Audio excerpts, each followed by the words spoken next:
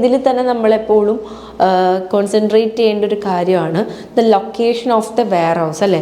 അതെപ്പോഴും നിയറസ്റ്റ് പോർട്ടായിട്ടോ അല്ലെങ്കിൽ easily accessible ആയിട്ടുള്ളൊരു ലൊക്കേഷനിലാണ് കൂടുതലും വെയർ ഹൗസസ് ഒക്കെ സ്റ്റാർട്ട് ചെയ്യേണ്ടത് അല്ലേ. അല്ലെങ്കിൽ ഒത്തിരി റിമോട്ട് ആയിട്ടുള്ള ഏരിയാസ് ആണ്, അല്ലെങ്കിൽ ലാൻഡ് ഓർ റെയിൽ കണക്ടിവിറ്റി ഇല്ലാത്തൊരു ഏരിയാസ് ഒക്കെ ആണെങ്കിൽ നമ്മളുടെ transportation process will be harder, right. നമ്മൾക്ക് ഈസിലി ആക്സസബിൾ അല്ല, ഈസിലി നമ്മൾ എത്തിപ്പെടാൻ പറ്റില്ല. അപ്പോൾ അതിൻ്റെ ലൊക്കേഷൻസും വലിയൊരു ഘടകമാണ്. വെയർ ഹൗസിൻ്റെ സേഫ്റ്റി പോലെ തന്നെയാണ് വെയർ ഹൗസിൻ്റെ ലൊക്കേഷനും വരുന്നത്. അത്രത്തോളം ഇമ്പോർട്ടൻ്റ് ആണ്. പിന്നെ വരുന്ന നെക്സ്റ്റ് ഒരു ടോപ്പിക് അല്ലെങ്കിൽ സബ് ഹെഡിങ് ആണ് ഫങ്ഷൻസിൽ വരുന്നത്, ദാറ്റ് ഈസ് ട്രാൻസ്പോർട്ടേഷൻ.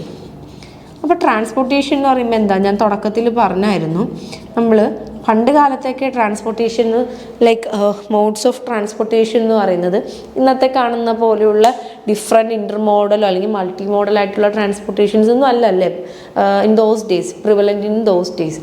അന്ന് പറയുമ്പോൾ എന്താ, നമ്മൾക്ക് കുഞ്ഞു കുഞ്ഞു വഞ്ചികളിലായിട്ടായിരുന്നു അല്ലേ അതാത് രാജ്യത്തോട്ടുള്ള അല്ലെങ്കിൽ അതാത് ഏരിയാസിലോട്ടുള്ള ഗുഡ്സ് വന്നിരുന്നത്. അതേപോലെ ബുള്ളറ്റ് കാർട്സ് ആയിക്കോട്ടെ അല്ലെങ്കിൽ കുതിര വണ്ടികളായിക്കോട്ടെ, അങ്ങനത്തെ രീതിയിലൊക്കെയാണ് നമ്മൾ ട്രാൻസ്പോർട്ടേഷൻ നടത്തിയിരുന്നത്. പിന്നെ നമുക്കറിയാം എയറോപ്ലെയിൻ അല്ലേ, അല്ലെങ്കിൽ നമ്മുടെ റൈറ്റ് ബ്രദേഴ്സിൻ്റെ ആ ഒരു സംഭാവന, airplane the fastest mode of transportation അല്ലേ. അപ്പോൾ അതൊക്കെ വന്നു, ലൈക്ക് ടെക്നോളജി അഡ്വാൻസ്ഡ് ആയി അല്ലെങ്കിൽ ഓരോ കണ്ടുപിടുത്തങ്ങളൊക്കെ പൊതുവേ ഇങ്ങനെ വന്നുകൊണ്ടിരുന്ന ശേഷം എന്താ, നമ്മൾക്ക് ഡിഫറെൻ്റ് ആയിട്ടുള്ള ഫാസ്റ്റസ്റ്റ് ആൻഡ് ചീപ്പസ്റ്റ് ഒക്കെ ആയിട്ടുള്ള പല ട്രാൻസ്പോർട്ടേഷൻസ് വന്നു. അപ്പോൾ ഏത് ട്രാൻസ്പോർട്ടേഷൻ നമ്മൾ യൂസ് ചെയ്യണം. അപ്പം നമ്മുടെ ഒരു ഗുഡ്സിൻ്റെ ക്ലാസിഫിക്കേഷൻ്റെ ബേസിസിലൊക്കെ ആണെങ്കിൽ പലപ്പോഴും നമ്മൾ ഡേഞ്ചറസ് ഗുഡ്സൊക്കെ ത്രൂ എയർ അല്ലെങ്കിൽ നമ്മുടെ എന്താ പറയുക എയറോപ്ലെയിൻ അല്ലെങ്കിൽ അങ്ങനത്തെ കാർഗോ ആയിട്ടൊന്നും കയറ്റി വിടില്ല. ബിക്കോസ് നമ്മൾ ആ ട്രാൻസിറ്റിൻ്റെ ബിറ്റ്വീൻ, ഏത് എയറിലുള്ള ട്രാൻസിറ്റിൻ്റെ ബിറ്റ്വീൻ എന്തെങ്കിലും അപകടങ്ങൾ വന്നാൽ ചാൻസസ് ആർ അല്ലെങ്കിൽ the risks are higher. Okay, അപ്പോൾ അങ്ങനത്തെ ഗുഡ്സൊക്കെ നമ്മൾ കൂടുതലും നമ്മുടെ വെസൽ, ദാറ്റ് ഈസ് വെസൽ എന്ന് പറയുമ്പോൾ നമ്മളുടെ ഷിപ്പ്, നമ്മളുടെ ഷിപ്സിനെയാണ് ആക്ച്വലി, അല്ലെങ്കിൽ വാട്ടർ മോഡിൽ യൂസ് ചെയ്യുന്ന നമ്മുടെ കണ്ടെയ്നർ ഷിപ്സിനെയാണ് ഇനി തൊട്ട് നമ്മൾ വെസൽ എന്നുള്ള ടേമിൽ പറയുന്നത്. അപ്പോൾ വെസൽ നമുക്കറിയാമല്ലോ, സാധാ പിന്നെ സിമ്പിളായിട്ട് നമ്മളുടെ പാത്രങ്ങളാണ്. പാത്രങ്ങളുടെ പ്രത്യേകത എന്താണ്, ആ വെള്ളത്തിൽ അതിനിങ്ങനെ ഫ്ലോട്ട് ചെയ്ത് കിടക്കാൻ പറ്റും, സെയിം ലൈക്ക് ദി ഷിപ്പ്.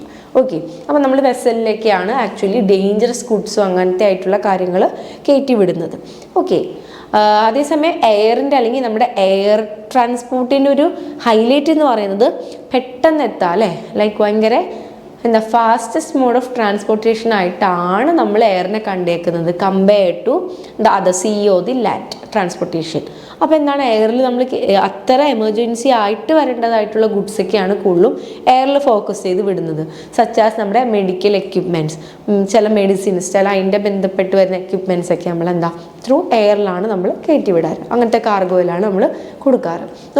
അതേസമയം നമ്മളുടെ ചീപ്പറായിട്ടുള്ള ട്രാൻസ്പോർട്ടേഷൻ എന്ന് പറയുമ്പോൾ ഏതാ, നമ്മളെ വാട്ടർ ഓർ ദി ലാൻഡാണ്. കമ്പയർഡ് ടു ലാൻഡ് പിന്നെയും നാഷണൽ ബോർഡേഴ്സ് കടന്നു പോകാൻ പറ്റുന്നത് അറിയാലോ, നമ്മുടെ വാട്ടർ ഓർ സീ ആണ്. അതിലാണ് നമ്മൾ ഈ വെസൽ അല്ലെങ്കിൽ കണ്ടെയ്നർ ഷിപ്സിൻ്റെ ഒക്കെ യൂസേജ് കൂടുതൽ വരുന്നത്. അപ്പോൾ എന്താണ്, ഈ വെസൽസിൽ കയറ്റി വിടാൻ പറ്റുന്നത്, അതിൽ ഏത് രീതിയിലുള്ള കാർഗോയും നമുക്ക് കയറ്റാം. അതിൽ തന്നെ നമ്മൾ പെരിഷബിൾ ആയിട്ടുള്ള ഗുഡ്സ് ഒക്കെ ആണെങ്കിൽ നമ്മൾ certain kind of another classification ചില കണ്ടെയ്നേഴ്സ് ഉണ്ട്, ദാറ്റ് ഈസ് റീഫർ എന്നൊക്കെ പറയും. ഈ പെരിഷബിൾ ആയിട്ടുള്ള ഗുഡ്സിന് ആ ഒരു ടെമ്പറേച്ചർ സെൻസിറ്റീവ് ആയിട്ടുള്ളൊരു കണ്ടെയ്നറിൽ തന്നെ വെച്ച് നമ്മൾക്ക് ഈവൻ വെസലിൽ വരെ, കപ്പലിൽ വരെ അതിനെ നമ്മൾക്ക് കയറ്റി അയക്കാനും കൊണ്ടുവരാനൊക്കെ പറ്റും. അപ്പോൾ നമ്മൾ ഏത് മോഡ് ഓഫ് ട്രാൻസ്പോർട്ടേഷൻ, ഈ ബേസ്ഡ് ഓൺ ഗുഡ്സ് ആയിക്കോട്ടെ അല്ലെങ്കിൽ ഡെലിവറി ആയിക്കോട്ടെ, എത്തേണ്ട സമയം അല്ലേ, നമ്മുടെ ലേ ഡേയ്സ് എന്ന് പറഞ്ഞൊരു ഘടകമുണ്ട്, ഇത് ഇത്ര ദിവസത്തിനുള്ളിൽ എത്തണം. അപ്പോൾ based on that lay days, അതേപോലെ based on the commodity nature എന്താണ്, ഗുഡ് ഡേഞ്ചറസ് ആണോ, പെരിഷബിൾ ആണോ, ജനറൽ ആണോ, അതിൻ്റെയൊക്കെ ബേസ് ചെയ്തിട്ടാണ് നമ്മൾ ആക്ച്വലി ട്രാൻസ്പോർട്ടേഷൻ ഫോക്കസ് ചെയ്യുന്നത് അല്ലെങ്കിൽ ചൂസ് ചെയ്യുന്നത്. അപ്പോൾ ബെറ്റർ ആയിട്ടുള്ള മോഡ് ഓഫ് ട്രാൻസ്പോർട്ടേഷൻ യൂസ് ചെയ്യുന്നത് നമ്മുടെ കമ്പനിയുടെ ഓവറോൾ ട്രാൻസ്പോർട്ടേഷൻ കോസ്റ്റിനെ റെഡ്യൂസ് ചെയ്യാൻ കൂടെ സഹായിക്കും അല്ലേ. ഞാൻ നേരത്തെ പറഞ്ഞ പോലെ based on the product or based on the time അല്ലെങ്കിൽ നമ്മുടെ ഡെലിവറി ഡേറ്റ് ഒക്കെ നോക്കിയിട്ട് നമുക്ക് ബെറ്റർ ആയിട്ടുള്ള ഓപ്ഷൻ അല്ലെങ്കിൽ ബെറ്റർ ആയിട്ടുള്ള മോഡ് ഓഫ് ട്രാൻസ്പോർട്ടേഷൻ എടുക്കുകയാണെങ്കിൽ നമ്മുടെ ഓവറോൾ കോസ്റ്റിനെയും ലൈക്ക് ബാക്കി വരുന്ന റിസ്കിനെയൊക്കെ നമുക്ക് റെഡ്യൂസ് ചെയ്യാൻ പറ്റും. ഇവിടെ 6th ഫംഗ്ഷൻ എന്ന് പറയുമ്പോൾ പാക്കേജിങ് ആൻഡ് ലേബലിംഗ് ആണ്. അപ്പോൾ ഈ പാക്കേജിങ് കൊണ്ട് എന്താ ഉദ്ദേശിക്കുന്നത്? നമുക്ക് അറിയാമല്ലോ, നമ്മുടെ കയ്യിൽ കിട്ടുന്ന ഏതൊരു പ്രൊഡക്റ്റ് ആയാലും, ഒരു ചെറുത് തൊട്ട് ഏതൊരു വലിയ പ്രൊഡക്റ്റ് ആണെങ്കിലും നമുക്ക് ഒരുവിധപ്പെട്ട പാക്കേജിങ് ആയി അല്ലെങ്കിൽ ലേബിൾ ചെയ്തിട്ടായിരിക്കും കിട്ടുക. അപ്പോൾ അൾട്ടിമേറ്റ്ലി പാക്കേജ് കൊണ്ട് നമ്മൾ ഉദ്ദേശിക്കുന്നത് അല്ലെങ്കിൽ അതിൻ്റെ അൾട്ടിമേറ്റ് ഒബ്ജക്റ്റീവ് എന്ന് പറയുന്നത് ആ ഒരു പ്രൊഡക്റ്റിനെ സംരക്ഷിക്കുക, ഒപ്പം തന്നെ അതിനെ ബാക്കിയുള്ളതിൽ നിന്നൊന്ന് ഡിഫറൻഷ്യേറ്റ് ചെയ്യുക, അല്ലേ? ഇപ്പോൾ നമുക്കറിയാം ഏതൊരു പ്രൊഡക്റ്റ് ആണെങ്കിലും, ഇപ്പോൾ നിങ്ങളൊരു TV വാങ്ങിക്കോട്ടെ നിങ്ങൾ, അല്ലെങ്കിൽ ഒരു AC അല്ലെങ്കിൽ അങ്ങനത്തെ ഇലക്ട്രോണിക് ഐറ്റംസ് ഒക്കെ നമുക്ക് വരുമ്പോൾ ആ പാക്കിങ്ങിൻ്റെ മുമ്പിൽ തന്നെ ഉണ്ടാവും ഏത് this item is fragile. Fragile എന്ന് പറയുമ്പോൾ ഈസിലി അത് പൊട്ടിപ്പോവാൻ ചാൻസ് ഉണ്ട്, അല്ലെങ്കിൽ ഒരു സിമ്പിൾ ഉണ്ടാവും, അല്ലേ? ഒരു വൈൻ ഗ്ലാസ് ബ്രേക്ക് ആവുന്ന രീതിയിലായിട്ടുള്ളൊരു സിമ്പിളോ, അല്ലെങ്കിൽ ഇപ്പോൾ protection from rain and heat, ഒരു അംബ്രലയിൽ തന്നെ നമ്മൾ റെയിൻ ഡ്രോപ്സ് അടിക്കുന്ന രീതിയിലുള്ള ഒരു സിമ്പിളൊക്കെ ആണെങ്കിൽ എന്താ, അതൊക്കെ സജസ്റ്റ് ചെയ്യുന്നത് ആ ഒരു പ്രൊഡക്റ്റ് എന്താണ്, അങ്ങനെ ഹീറ്റോ അല്ലെങ്കിൽ റെയിനോ മഴയോ അല്ലെങ്കിൽ അങ്ങനത്തേലോട്ടൊന്നും പ്രോൺ ആവരുതെന്നുള്ള രീതിയാണ് ഉദ്ദേശിക്കുന്നത്. അപ്പോൾ പാക്കേജിങ് അൾട്ടിമേറ്റ്ലി ഒരു പ്രൊഡക്റ്റിനെ സംരക്ഷിക്കുന്നുണ്ട്, അല്ലേ? ഈ ഒത്തിരി യാത്ര അല്ലെങ്കിൽ ഒത്തിരി ട്രാൻസ്ഷിപ്മെൻറ്റ്സ് അല്ലെങ്കിൽ ട്രാൻസിറ്റൊക്കെ കഴിഞ്ഞിട്ടാണ് ഒരു പ്രൊഡക്റ്റ് എത്തുന്നത്. അപ്പോഴൊക്കെ എന്താണ്, ഈ പറയുന്ന ഡാമേജ് ആവാനുള്ള ചാൻസസ് കൂടുതലാണ്. അതുകൊണ്ടൊക്കെ തന്നെയാണ് നമുക്ക് ഈ കിട്ടുന്ന പ്രൊഡക്ട്സിൻ്റെയൊക്കെ ഇന്നർ ആയിക്കോട്ടെ, ഇവൻ ഔട്ട്സൈഡ് ബോക്സ് മാത്രമല്ല, അകത്താണെങ്കിലും നമ്മൾക്ക് ശ്രദ്ധിച്ചാൽ കാണാം ചില ബബിൾ റാപ്സ് ഉണ്ടാകും, അല്ലേ? അതേപോലെ തെർമോക്കോൾസിൻ്റെ ഓരോ ലൈക്ക് ഒരു ബേസ് അല്ലെങ്കിൽ ഒരു ഇങ്ങനെ അതിൻ്റെ ഒരു ബേസിലൊക്കെ ആയിട്ടായിരിക്കും പല പ്രൊഡക്ട്സ് ഇറങ്ങിയിട്ടൊക്കെ വരുന്നത്. അപ്പോൾ എന്താ, അതൊക്കെ ആക്ച്വലി ഇന്നർ ആൻഡ് ഔട്ടർ ആയിട്ടുള്ള രീതിയിലുള്ള ഡബിൾ പ്രൊട്ടക്ഷൻ ആണ് അത് കൊടുക്കുന്നത്. അപ്പോൾ അതാണ് പാക്കേജിങ് കൊണ്ടുള്ള ഒരു മെയിൻ ഒബ്ജക്റ്റീവ് എന്ന് പറയുന്നത്. പിന്നെ വരുന്നതാണ് ലേബിളിംഗ്.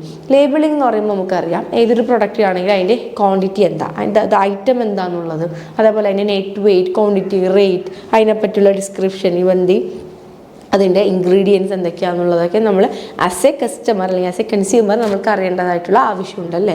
അതിൽ എത്രത്തോളം ഇൻഗ്രീഡിയൻറ്റ് അടങ്ങിയിട്ടുണ്ട്, എത്ര പെർസെൻറ്റേജ് ഉണ്ടെന്നൊക്കെ ഉള്ളത്. അപ്പോൾ അതെല്ലാം ലേബിളിംഗ് ആണ് ഫോക്കസ് ചെയ്യുന്നത്, അല്ലേ? അപ്പോൾ ആക്ച്വലി ലേബിളിങ്ങും നമ്മളെ ആ ഒരു പ്രൊഡക്റ്റിനെ ഡിഫറൻഷ്യേറ്റ് ചെയ്യാനാണ് സഹായിക്കുന്നത്. അപ്പോൾ ഇതാണ് ആക്ച്വലി പാക്കേജിങ് ആൻഡ് ലേബിളിംഗ് കൊണ്ടുള്ള ലോജിസ്റ്റിക്സിൻ്റെ ഒരു ഫംഗ്ഷൻ എന്ന് പറയുന്നത്. Moving on to the next point, അതായത് നമ്മൾ അടുത്ത പോയിന്റ് എന്ന് പറയുന്നത് that is information and control. Okay, 7th point എന്ന് പറയുന്നത് ഇൻഫർമേഷൻ ആൻഡ് കൺട്രോൾ. അപ്പോൾ ഈ ഇൻഫർമേഷൻ ആൻഡ് കൺട്രോൾ ഈ ലോജിസ്റ്റിക്സിൻ്റെ ഒരു ഫംഗ്ഷനായി വരാനുള്ള കാരണം നമ്മൾക്കറിയാം, മുന്നത്തെ കാലത്ത് ഈ പറയുന്ന ഗുഡ്സും കാര്യങ്ങളൊക്കെ ഒത്തിരി ഡേയ്സ് എടുത്തിട്ടൊക്കെ ആയിരിക്കാം എത്തുന്നത്. ഈ കാണുന്ന പോലത്തെയുള്ളൊരു എന്താ പറയുക ട്രാൻസ്പോർട്ടേഷൻ അഡ്വാൻസ്മെൻറ്റോ ടെക്നോളജിയുടെ ഒരു യൂസേജൊന്നും നമുക്ക് അന്നത്തെ കാലത്തില്ല.